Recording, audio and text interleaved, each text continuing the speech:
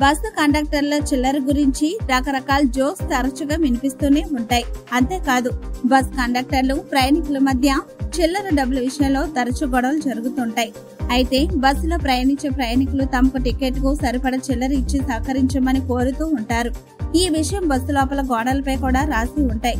అయితే కొంతమంది బస్ కండక్టర్లు తమకు వీలైనంత వరకు ప్రయాణికులకు చిల్లర తిరిగి ఇచ్చేస్తారు. అంటే బస్ టికెట్ ధర 19 రూపాయలు ఉన్నట్లయితే ప్రయాణికుడికి ₹1 చిల్లర డబ్బును కూడా తిరిగి ఇచ్చేస్తాడు.